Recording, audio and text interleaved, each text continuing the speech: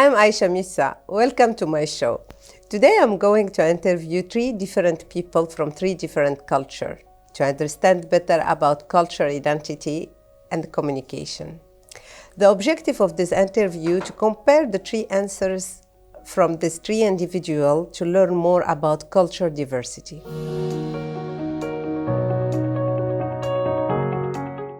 Hello Nasser, how are you?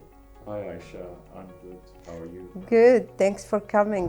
Hello Johan, how are you? I'm good, thank you. How are you? Good, thanks. Thanks for coming to my show.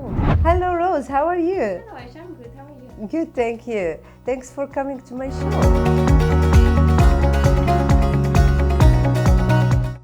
Where are you born and when?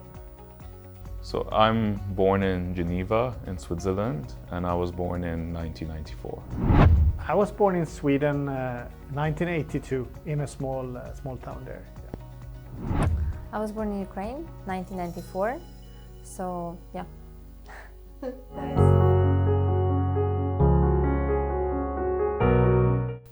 Which country do you feel you are from? It's a complicated question for me since I was born and lived in Switzerland for the first 7-8 years of my life. Then I've been in Dubai since then, and at the same time, my roots are from Pakistan. So I consider myself to be Pakistani culturally. Dubai is as close as home as it can be. At the same time, I'm a Swiss national. So a mixture of all 3, but Pakistani at heart. A little bit difficult question, but still quite clear. I still feel Swedish, but after living 10 years in Dubai, I feel more like an international citizen. I'm definitely Ukrainian. Yes. Now I feel it more than ever. Even you live in Dubai? Yeah, even I live in Dubai, and I wasn't actually planning to go back home, but right now I feel like I know my identity. For sure I'm Ukrainian, and maybe one day I will be back home. Yeah.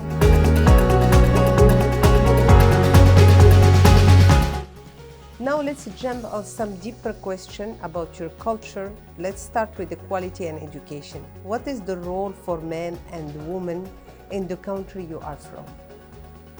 So the role has been changing a lot in the past, I would say, in recent times. Traditionally, it was more that the men would be the bread earners, they would be the one who are working, women would be more towards being homemakers.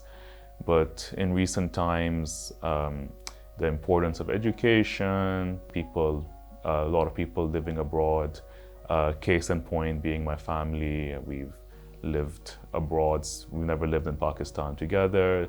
So both my sisters are educated, they both worked. So the role has shifted more towards being more equal than it was in the previous generation. That's a very interesting question. So I think Sweden is quite famous for equality, maybe even more almost unequal in the other direction than is common in other countries. So equality in Sweden is high, so women have been working for a long time. Dads stay home with the kids, etc. So it's a lot of focus on making it super equal in Sweden. I can say now it's more equal. So both of them, as man and woman, we are working, so we are raising kids together. Of course, it's not that common for men to stay at home and take care of kids, which women usually do. But still now, even now, we're more open for that.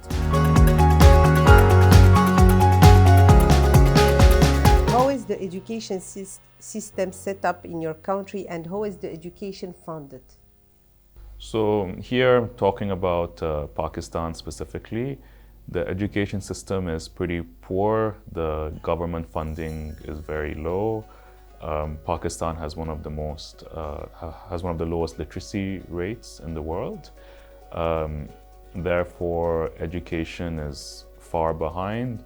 However, for most people who live there and who have money, it's a mixture of private education, which is dominant, and at the same time, there are a lot of NGOs, charity organizations, which play a big part for the funding on the lower income scale. So education is free as healthcare and other things. Sweden is known for social security and high that the government is taking care of their people. So school is free from small age up to university, which is quite uncommon, I think. And I think a lot of people have attended university as it is now, at least in this generation, which helps building a modern society. So for education, it's very common for young people to go into university, and many of us, we're having 2 or 3 high degree, like my parents, they're having 2 degree. Even my father, he got 3rd one when he was 52. Wow. Because he wanted to educate himself, he wanted to get to know better, be better in other things. So it's very common, it's very traditional to study,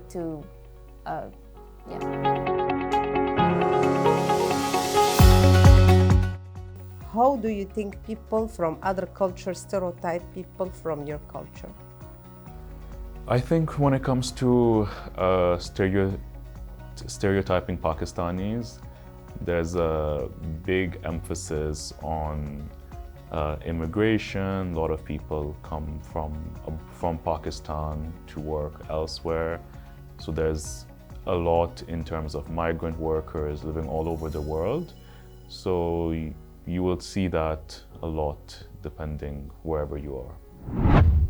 That's a good question. I think it links back to the equality. So I think Sweden is famous for pappaledig, which means, parental leave, a lot of consensus-driven decision-making, sometimes afraid of conflicts because of the neutrality that has been in Sweden for a very long time. So I think we have these stereotypes. Some of them are true and some of them don't. What I feel most as a person who lives abroad, when you say you're Ukrainian, people say, oh, Ukraine, it's Russia. Or, oh, you speak Russian. Very common. I mean, right now, I think from now people will understand the difference between these 2 countries, that it's not the same country, it's not even the same language, even though we do understand and we can speak Russian. But this is biggest stereotype what I was facing living abroad, and not only here in Dubai. Oh, Ukraine, it's Russia. No, it's not Russia. It's a different country.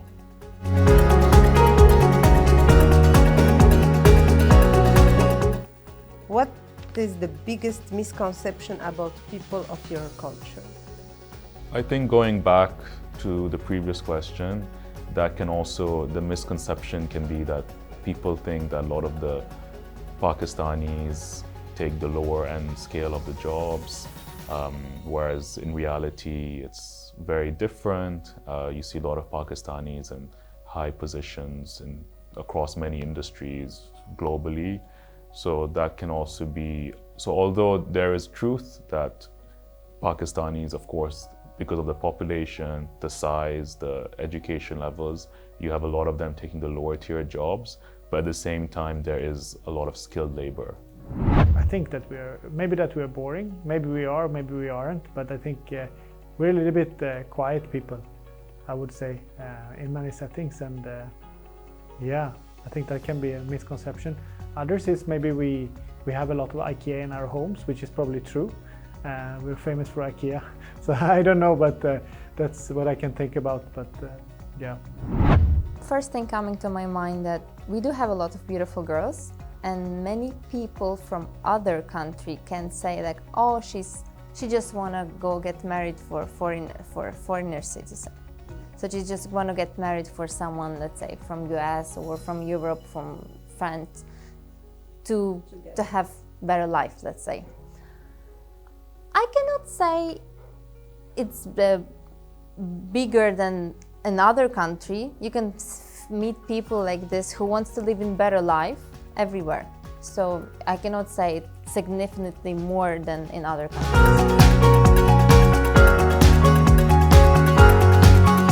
What is the strangest thing you eat in your country, and what do others think about that? So probably that's an easy one. One of the strangest things is something called brain masala.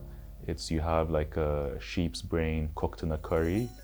That can be very off-putting to people who don't know it's a cultural delicacy, but in fact it's a very popular dish and it's quite tasty in fact.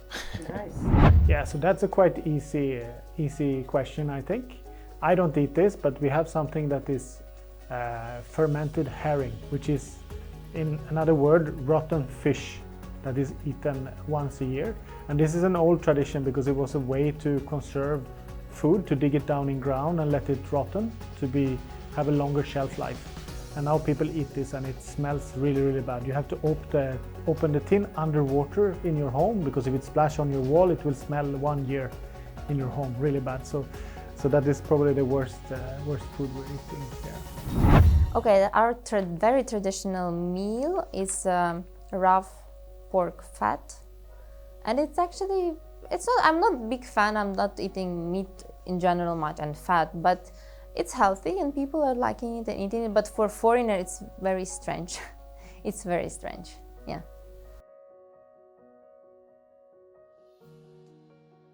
Show me non-verbal communication you are using regularly, and explain me what that means. So there isn't a specific non-verbal communication. However, just when you're talking about in terms of social gatherings, people getting together, and when there's a discussion, people get passionate about a topic, people tend to use like hand gestures a lot to like illustrate a point, you know, whether it's like, you know, like hands represent emotion, how things are going. So that's definitely one thing I can think of. Yes, because we have the same in Morocco. I think linking back to us being a little bit afraid of conflicts, etc. I think looking down is something we do a lot. We don't look like an American is approaching people with high confidence. I think Swedish people are a little bit more shy and with less confidence in confronting other people. Other non-verbal communication, I'm not sure. I cannot think about any unverbal communication that we use, like significant one, but we do like to speak close to each other. We do like to be close. And usually people, when they don't like something, they will say it. They're not going to be silent and just suffering. No, they're going to say it.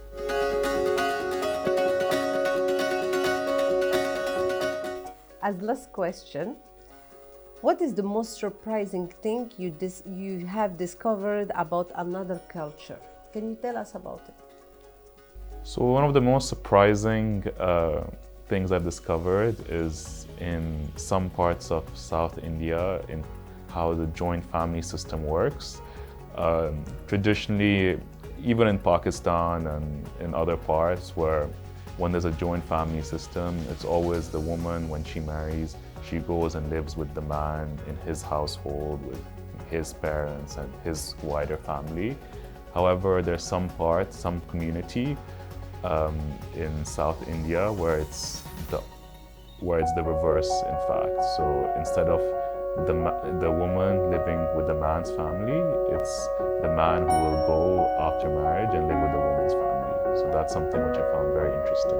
Yeah, I have a few, but I think I have to go back in history when I had a manager from Holland. So before then I've been working mainly with Swedish people, and it's a lot of consensus and people are talking a lot. Also I worked a lot with British people before, and they talk really a lot and write long emails. But my boss from Holland, he was so direct, and I appreciated his emails. Yes, no, perfect. That was very different from the experience with people from UK or Swedish people that want to write long essays to just answer your question instead of being super efficient. So that was a bit shocking how different cultures can communicate in different ways. I met so many different people, and some of them are having very weird, for me, traditions. But one thing would come to my mind when I was in France. French people doesn't like to speak English. Even they do understand that you cannot understand them, they will answer French to you.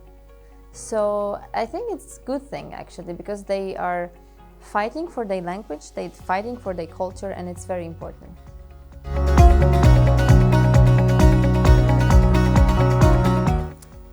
Yes, that was interesting. I got some surprising answering around culture identity and cross-cultural communication, which increased my own awareness.